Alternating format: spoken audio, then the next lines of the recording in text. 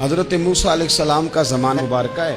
ایک شخص نے اپنے کزن کو، اپنے چچا کے بیٹے کو، چچا زاد کو قتل کر دیا اور خود ہی اس کا مدعی بن کے حضرت موسیٰ کے پاس آیا کہ بتائیے جناب میرے اس بھائی کو کس نے قتل کیا ہے؟ حضرت موسیٰ نے ایک سادی سی بات کی. کیا فرمایا؟ وَإِذْ قَالَ مُوسَىٰ لِقَوْمِهِ إِنَّ اللَّهَ يَأْمُرُكُمْ أَن تَذْبَحُوا بَقَرَةً.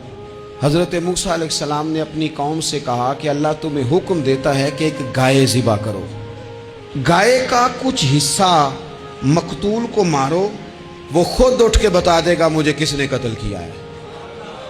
یہ پہلا سپارہ ہے قرآن مجید کا، آپ اس کو دیکھ لیں. یہ آیت نمبر 67 سے شروع ہو رہا ہے. تو اب وہ چونکہ ذبح کرنا نہیں چاہ رہا تھا، اس کو پتا تھا کہ مجرم تو میں خود ہوں، وہ ذبح چونکہ کرنا نہیں چاہ رہا تھا، اس سے کہا کہ مارو ایک حصہ گائے کا، اس کو تو یہ اٹھ کے بتا دے گا. تو اس نے جواب کیا دیا؟ قالوا اتتخذون ہزوا، کہنے لگا آپ میرے ساتھ مذاق کرتے ہیں، کبھی ایسا بھی ہوا ہے؟ قال اعوذ باللہ ان اکون من الجاہلین. حضرت موسیٰ علیہ السلام فرمانے لگے میں اللہ کی پناہ مانگتا ہوں میں جاہلوں میں سے ہو جاؤں. ہر وقت مذاق کرتے رہنا یہ تو جاہلوں کا طریقہ ہے. کن کا ہے؟ حضرت موسیٰ نے کہا ہے، قرآن پاک ہے. ہر وقت مذاق کرتے رہنا. خوش طبی اور چیز ہے، مسکراتے رہنا، لیکن کسی کا مذاق ہر وقت اڑاتے رہنا کن کا طریقہ ہے؟ جاہلوں کا. جب کہا نہیں ذبح کرنی ہے تو اب ذرا دیکھیے کرنا نہیں نہ چاہ رہے. قالوا ادع لنا ربک یبین لنا ما ہی، کہنے لگے اے موسیٰ پھر آپ نہ رب سے دعا کریں کہ وہ ذرا کھول کے بتائے وہ گائیں کس طرح کی ہو. ارادہ نہیں نہ ذبح کرنے، آپ دعا کریں. قال انہ یقول انہا بقرۃ لا فارض ولا بکر. فرمایا کہ رب کہتا ہے وہ گائے نہ بوڑھی ہو نہ زیادہ بچیا ہو، اوان بین ذالک، ان کے درمیان ہو، یعنی جوان گائے ہو. فافعلوا ما تؤمرون، کرو جس کا تمہیں حکم دیا جا رہا ہے. قالوا ادع لنا ربک یبین لنا ما لونھا. لو اگلی بات سن لو. کہنے لگے آپ دعا کریں رب سے کہ وہ کھول کے بتائے اس کا رنگ کس طرح کا ہو، رنگ بتائیں کس طرح کا ہو. قال انہ یقول انہا بقرۃ صفراء. فرمایا رب فرماتا ہے کہ صفراء رنگ کی ہو، یعنی گہرے زرد رنگ کی ہو. یہ رب فرماتا ہے اس طرح کی گائے ذبح کرو. فاقع لونھا تسر الناظرین، اور جب کوئی اسے دیکھے تو اسے اچھا بھی لگے، آنکھوں کو اچھی لگے وہ گائے. اس طرح کی گائیں ذبح کرو. لو اتنی باتیں بتا دی. قالوا ادع لنا ربک یبین لنا ما ہی، کہنے لگے نہیں آپ پھر دعا کریں اللہ ذرا کھول کے بتائے گائیں کس طرح کی ہو. ان البقرہ تشابہ علینا، ہمیں ذرا گائیں پر شبہ پڑ گیا ہے کس طرح کی ذبح کرنی چاہیے. وَإِنَّا انشاءاللہ لمہتدون، اگر اللہ نے چاہا تو ضرور ہم ہدایت پا جائیں گے. پھر اللہ تعالیٰ نے فرمایا کہ قال انہ یقول انہا بقرۃ لا ذلول تثیر الارض، گائیں اس طرح کی ہو کہ وہ کبھی کھیتی میں نہ چلائی گئی ہو، یعنی اس کو کبھی کام نہ اس سے لیا گیا ہو. بیل کو لوگ لگاتے تھے نا، جو کام آج ٹریکٹر سے لیا جاتا ہے وہ گائے بیل سے لیا جاتا تھا. تو وہ کھیتی باڑی کے کام نہ اس کو لگایا گیا ہو. ولا تسقی الحرث، اور نہ اس سے پانی نکالا گیا ہو، نہ کھیت چلانے ہل چلانے میں لگائی گئی ہو. اور وہ جو کنواں ہوتا تھا جس کے گرد گائیں گھومتی تھی، تو کہا وہ بھی کام اس نے نہ کیا ہو گائے نے. مسلمۃ لا شیۃ فیہا، وہ ہر عیب سے پاک ہونی چاہیے. قالوا الآن جئت بالحق، اب کہنے لگے اب آپ صحیح بات لے کے آئیں، اب سوال ختم ہو گئے نا.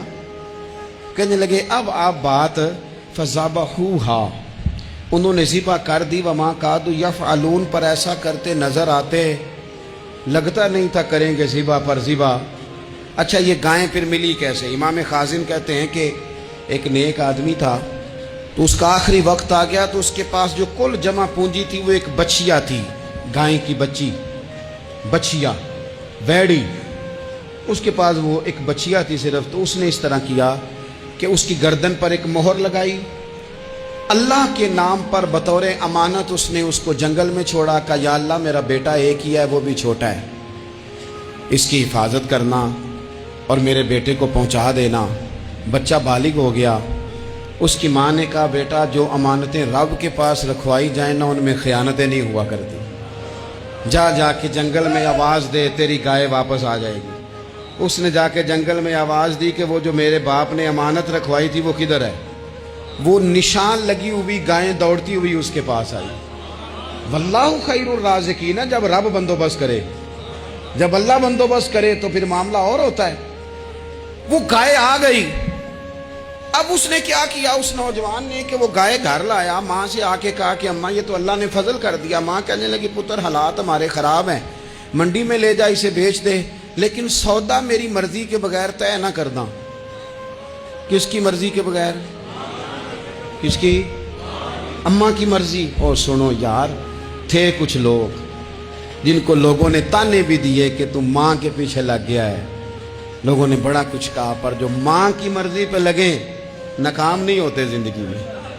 یہ دیکھو ماں کی مرضی پہ لگا۔ اس کی قیمت کتنی تھی گائے کی؟ بڑی مہنگی تھی، پر 3 دینار کی تھی۔ منڈی میں لے گیا، 3 دینار اس کی قیمت لگ گئی۔ تو ماں نے کہا تھا میری مرضی کے بغیر سودا نہ کرنا۔ اب بچے تو نہیں نا مانتے، اماں کو کیا پتا باہر بزنس کیا ہے، لین دین کیا ہے، پر ماں نے کہا تھا میری مرضی۔ بندہ دے رہا ہے اسے 3 دینار، اس نے کہا جی میں نے طے تب کرنا ہے، ڈن تب کرنا ہے، پہلے اماں سے پوچھنا ہے۔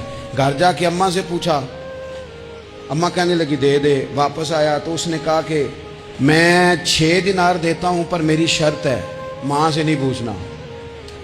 اس نے کہا تو 12 بھی دے، ڈن تب بھی ہونا ہے جب اماں نے کہنا ہے۔ وہ جب اس طرح کی اس نے گفتگو کی، واپس اپنی والدہ کے پاس گئے، کہنے لگے اماں سمجھ نہیں آتی، 3 دینار کی گائیں بندہ 12 میں خریدنے کو تیار ہے، شرط لگاتا ہے کہ اماں سے نہیں پوچھنا۔ تو والدہ کہنے لگی پتر پہلے اس سے جا کے پوچھ کیا وہ ہے کون؟ یہ کوئی روحانی معاملہ ہے، کوئی غیبی مدد ہے، پوچھ۔ اس سے جا کے پوچھا تو وہ کہنے لگا میں تو فرشتہ ہوں اللہ کا، تو نے گائیں بیچنی نہیں، اس لیے کہ تیرا باپ بھی نیک ہے، تیری ماں بھی نیک ہے، رب تیرے رزق میں برکت پیدا فرمانا چاہتا ہے۔ ماں باپ نیک ہونا رزق میں برکت ہو جاتی ہے۔ ماں باپ نیک ہو، ان کی صالحیت کا اثر پہنچتا ہے بچوں تک۔ رزق حلال کما کے لانے والے ہوں تو گھر میں برکت ہوتی ہے۔ جا کے کہا کہ تیرے ماں باپ نیک تھے، اسے نہ بیچنا گائے کو، تو کیا کریں؟ کہنے لگے بنی اسرائیل والے سوال کر کر کے خود مشکل میں آ گئے۔ اب وہ ایسی گائے جو جوان بھی ہو، یہاں تو ہر غریب آدمی اپنی گائیں یہاں لگا دیتا ہے، کھیتی باڑی میں یہاں لگا دیتا ہے، کنویں میں پانی نکالنے میں، تو یہاں تو ہر ایک کی گائیں، تو ایسی گائیں جس کا رنگ بھی اتنا پیارا ہو، زیادہ بوڑھی زیادہ بچی بھی نہ ہو، اور ابھی تک کھیت میں بھی نہ لگی ہو، وہ سوائے تیرے کہیں نہیں ہے۔ اس نے کہا چل پھر مہربانی کر بتا میں کتنے کو دوں گائیں، اگر وہ آ جائیں تو کتنے کو بیچنی ہے؟